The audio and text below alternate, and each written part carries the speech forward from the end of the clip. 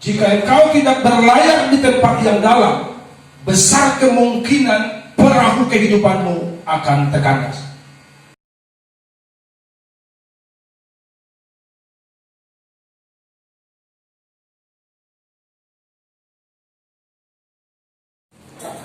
Puji Tuhan, shalom. Kita akan dengarkan firman Tuhan yang saya beri tema awas kandas. Dari 1 Timotius pasalnya yang pertama ayat 18 sampai 20.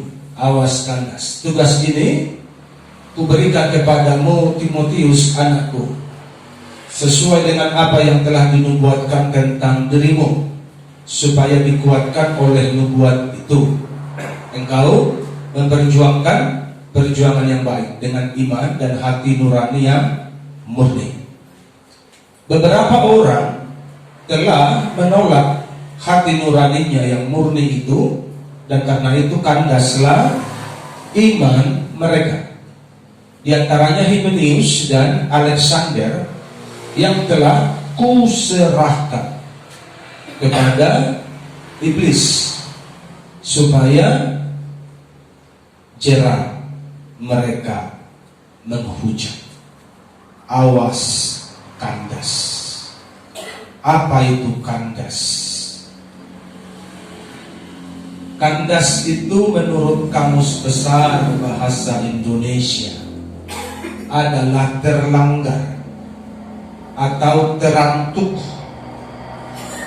pada dasar laut, sungai, dan sebagainya. Jadi itu kandas menurut Kamus Bahasa Indonesia. Jadi terlanggar, terantuk, artinya airnya atau sungainya atau lautnya kurang dalam, makanya terkandas.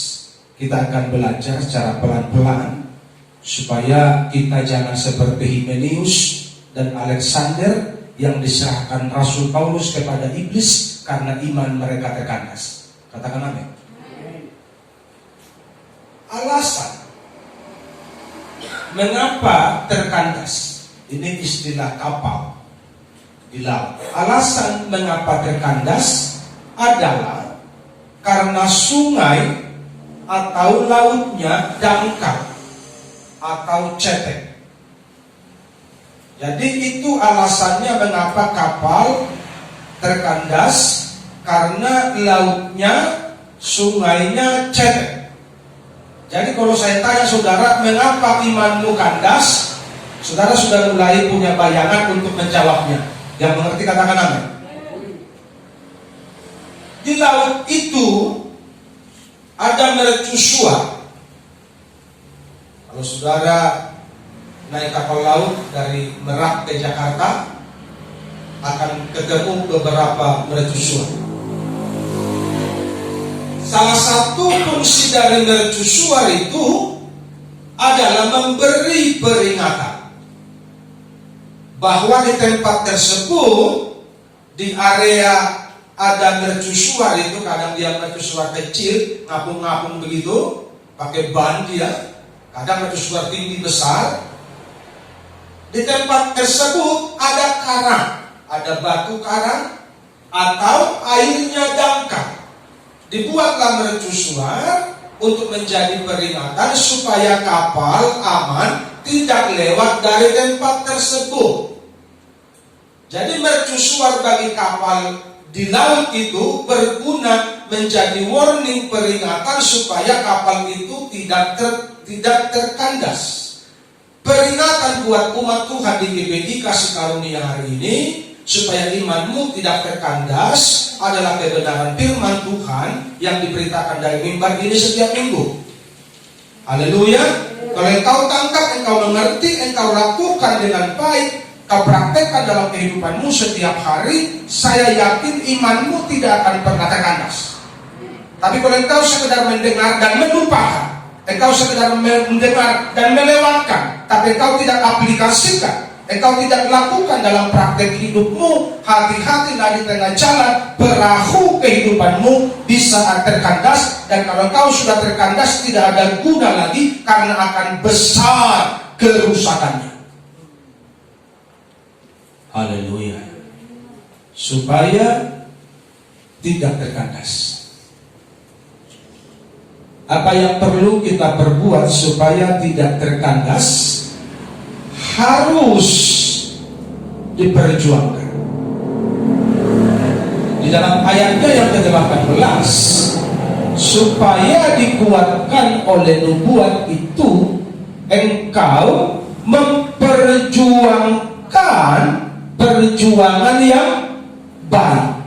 Kalau ada perjuangan yang baik, berarti ada dong perjuangan yang tidak baik.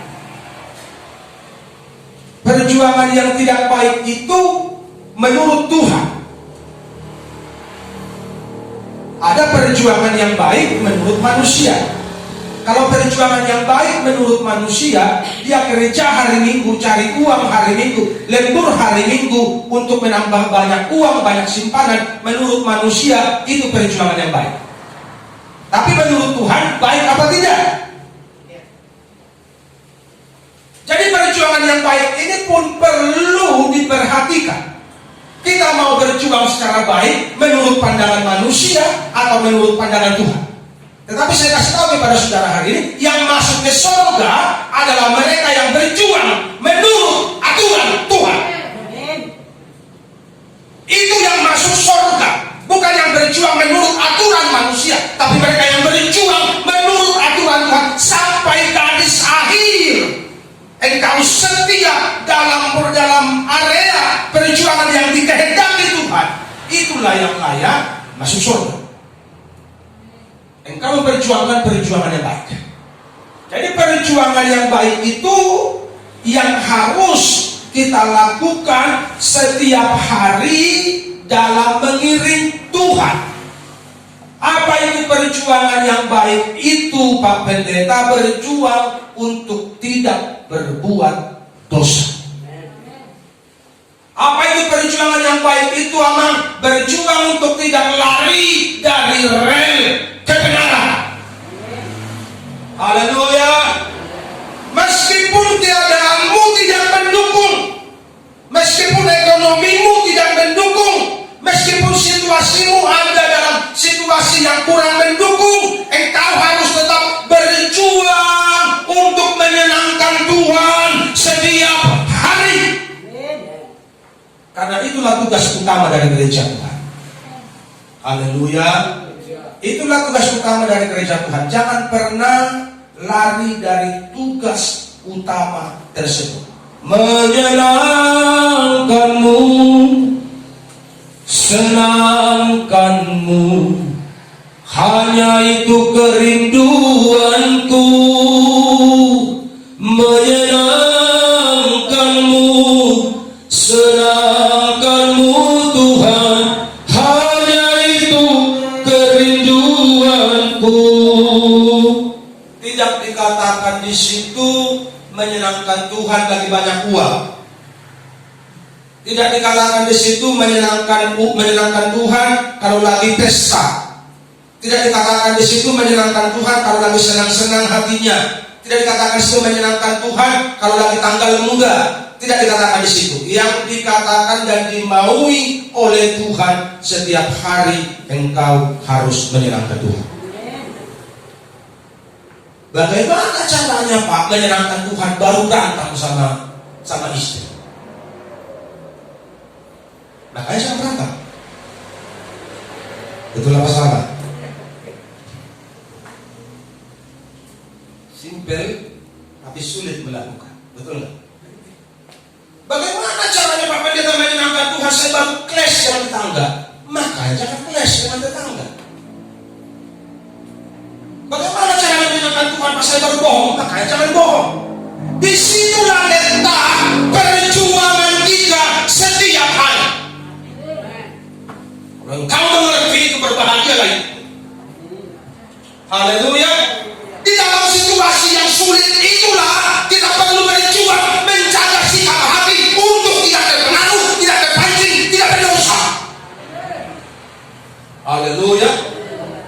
engkau dimaki, engkau memberkati. Itu kata firman Tuhan. Ketika ditampar di kirimu, kasih di kananmu. Itu kata firman Tuhan. Supaya apa? Supaya engkau memperjuangkan, mampu memperjuangkan perjuangan yang baik dalam pandangan Tuhan. Kalau tidak, akan banyak orang yang terkandas imannya, tapi mereka merasa aman-aman saja karena mereka masih Kristen. Betul begitu kan? Tapi di tempat ini kebenaran akan terus diceritakan kepada saudara, supaya saudara dan saya, kita semua sadar seperti apa sih bertuhan yang sebenarnya. Jadi perjuangan yang baik itu ada di rumahmu. Perjuangan yang baik itu ada di sekolahmu. Perjuangan yang baik itu ada di pekan, di pajak, di pasar. Perjuangan yang baik itu ada di tempat kerja. Disitulah perjuangan yang baik itu kita lakukan. Artinya engkau harus hidup dalam takut akan Tuhan dimanapun engkau berada. Bukan di gereja pura-pura alim. Haleluya. Bukan itu kekristenan. Engkau tutupi jubahmu, kelakuanmu dengan jubah yang panjang. Bukan itu kekristenan. Engkau tutupi kelakuanmu dengan sorban-sorban yang panjang. Bukan itu kekristenan.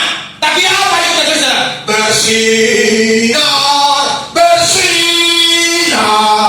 Itulah kehendak Yesus. Katakan amin. Nggak mungkin orang yang lakunya, sikapnya gelap bisa bersinar. Bohong. Kalau engkau mau bersinar, engkau harus terang. Katakan amin. Supaya engkau bisa terang, engkau harus berjuang, memperjuangkan kehidupan yang benar setiap hari. Haleluya. Bersinar, bersinar, aku bersinar terus, terang terus. Haleluya. Bersinar terus, bukan redup, bukan mintok, bukan mati. Bersinar terus artinya setiap hari engkau harus bercahaya. Katakan amin. Sudah bercahaya hidupmu umat Tuhan? Masih KTP-KTP kah yang Kristen ini? Atau kita sudah mendatangkan Kristus di hidup kita untuk menyinari dunia? Haleluya. Itulah Kristen yang benar. Gak usah tutupi kekristenanmu dengan pakaian-pakaianmu yang cantik.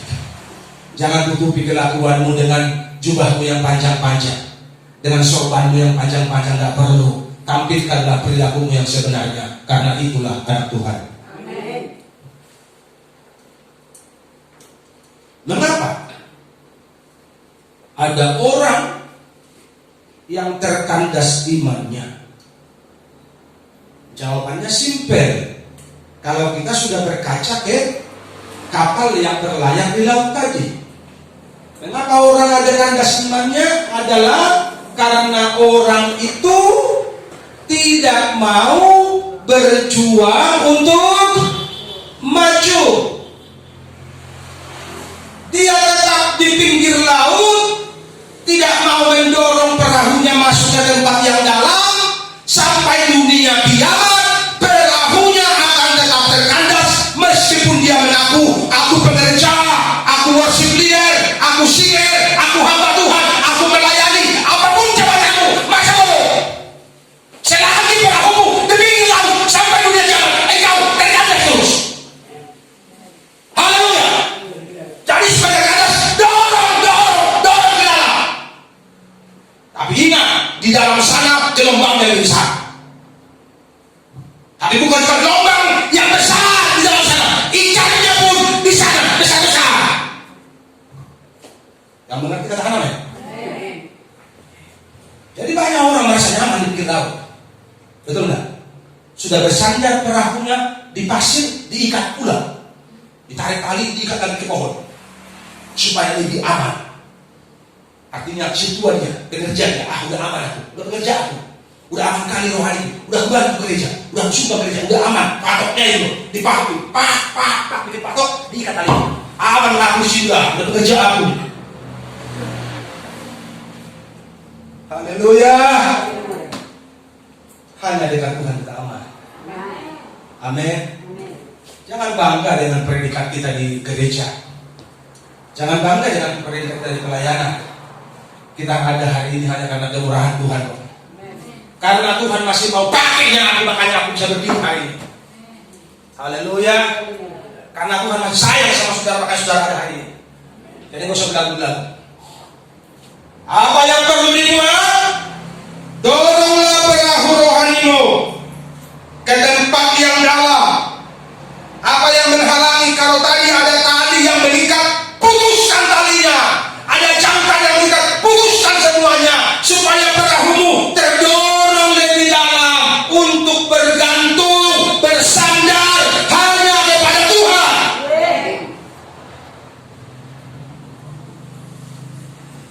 Itu baru. Saya pernah mancing di laut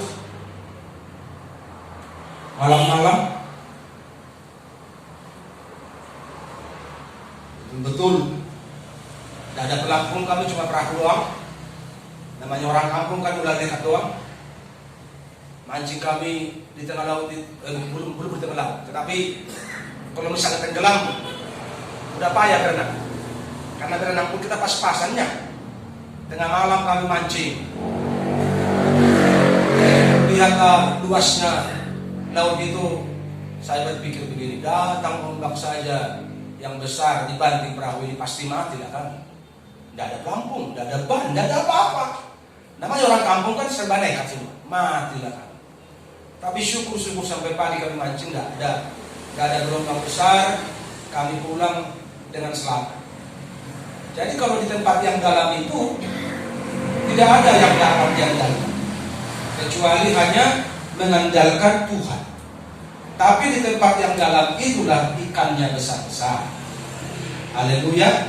Di tempat yang dalam itulah ikannya besar. Kalau engkau pengen dapat berkat besar hari ini, doronglah perahumu jauh ke dalam, andalkan Tuhan saja. Andalkan Tuhan saja. Niscayalah ikan yang kau dapat dari mata pencaharianmu akan besar-besar. Haleluya. Kalau engkau masih suka di pinggir pantai, kau ikatkan perahumu, kau rasa aman di situ, tapi hanya ikan teri yang kau dapatkan setiap hari. Engkau capek kerja siang malam, hanya ikan teri yang kau dapatkan. Akan terjadi firman Tuhan begini, kami membawa benih banyak ke ladang, tapi sedikit yang kami dapatkan. Kemarin sudah aku dulu, sudah begitu. Haleluya. Banyak benih yang kami bawa ke ladang untuk ditanam, tapi sedikit hasil yang kami bawa pulang. Kenapa? Karena ada belalang yang memakan hasilnya. Kenapa ada belalang? Karena engkau sudah bersandar sama Tuhan. Katakan amin.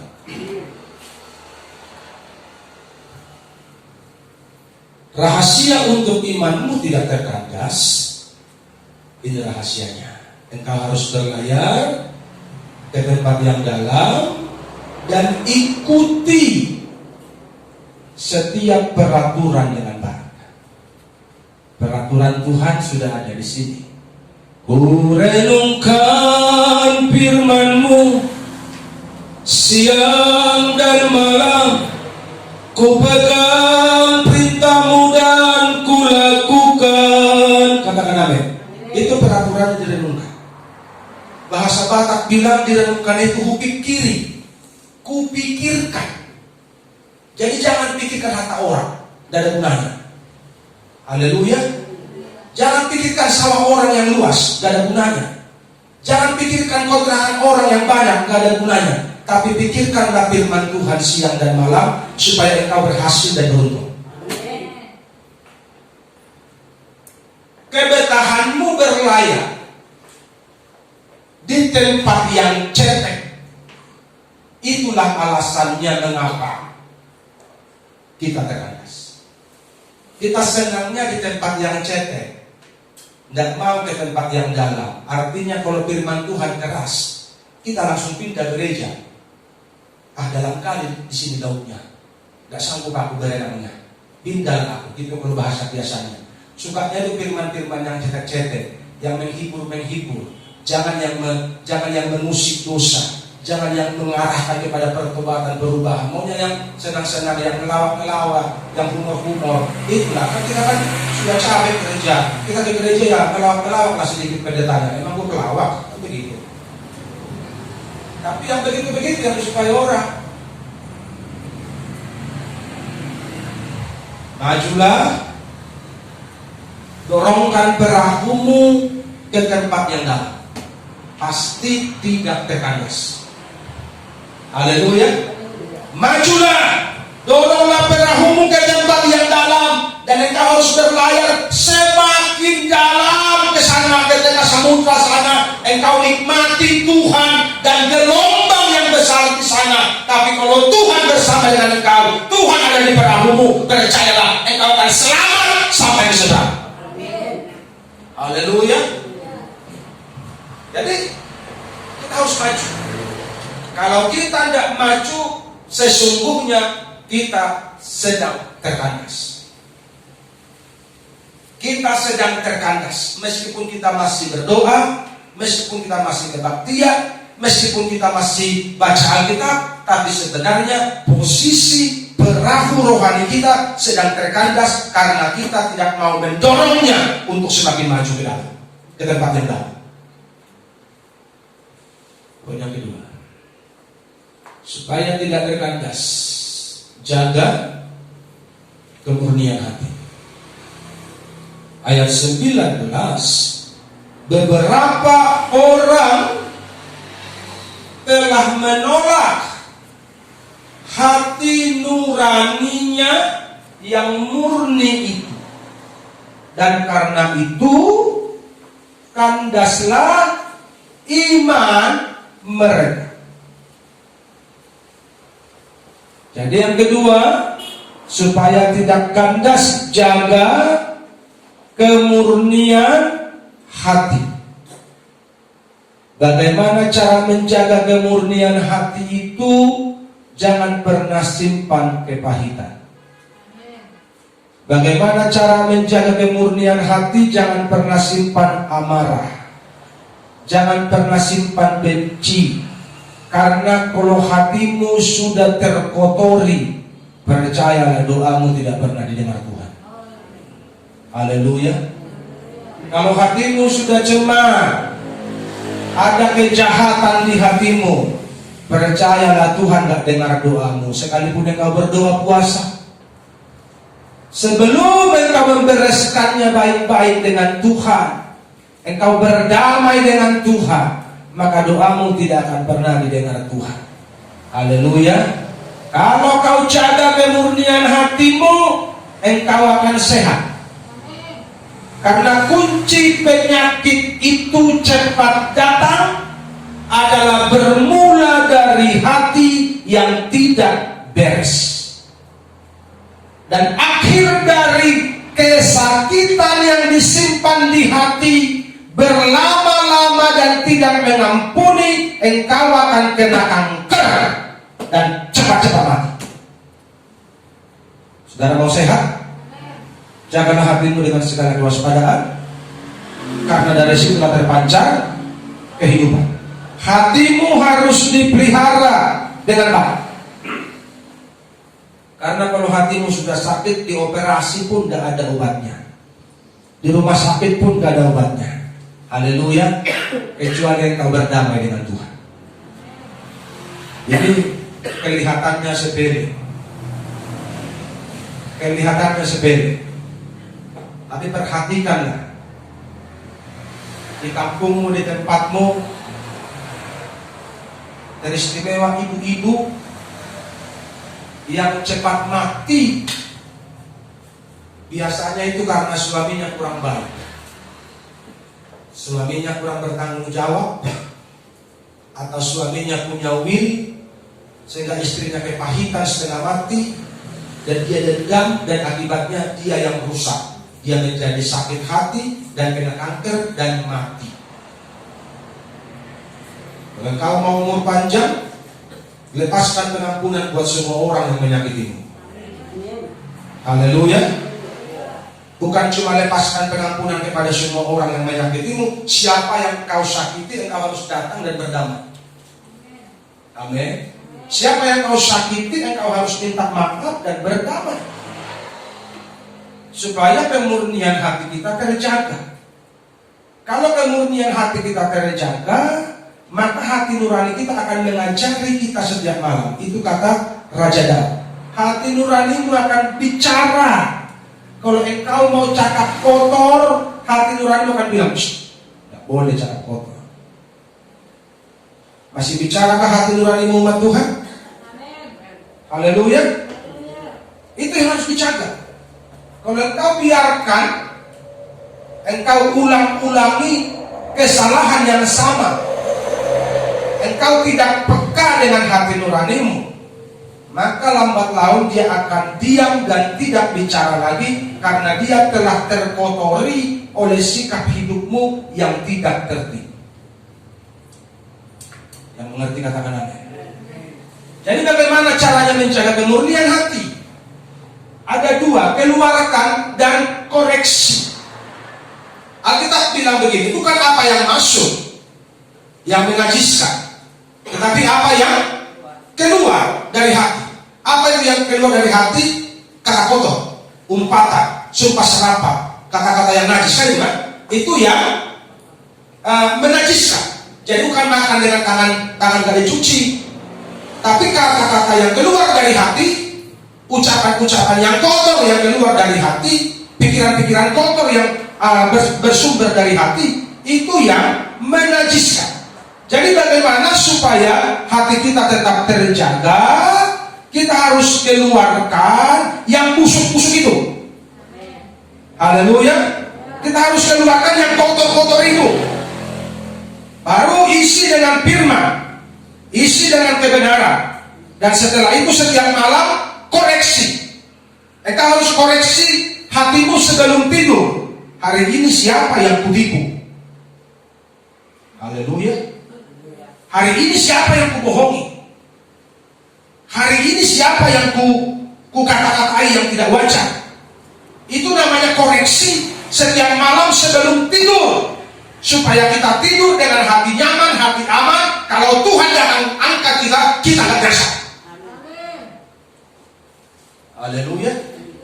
Jadi menjaga kemurnian hati ini perlu dikelola dengan baik, dan malam sebelum tidur itulah waktu yang paling baik kita mengkoreksi. Tuhan, hari ini apa yang telah kubuat? Siapa yang kususahi hari ini Tuhan? Siapa yang kurugikan hari ini Tuhan? Engkau teduh sejenak, ingat, Osianu. Besok jumpa dia, maaf ya kemarin aku terlanjur ngomongnya, mohon maaf ya. Katakan amin. Jadi kita kelola hati batiniah kita dengan selalu berkaca, berpedoman kepada firman setiap malam. Katakan amin. Setiap malam kita jaga hati kita, supaya hati kita terpelihara kemurniannya di hadapan Tuhan. Kalau hatimu terpelihara, terjaga kemurniannya, maka Tuhan akan berbicara lewat hatimu. Engkau akan sering mendengar Tuhan berbicara. Ini tingkat tinggi. Tapi kalau engkau mau, engkau bisa mengalaminya. Haleluya. Karena ini berlaku buat semua orang percaya. Bukan cuma hamba Tuhan, pendeta yang bisa mendengar suara Tuhan. Jemaat pun bisa mendengar suara Tuhan. Kalau kemurnian hatimu kau jaga setiap hari dengan baik. Haleluya.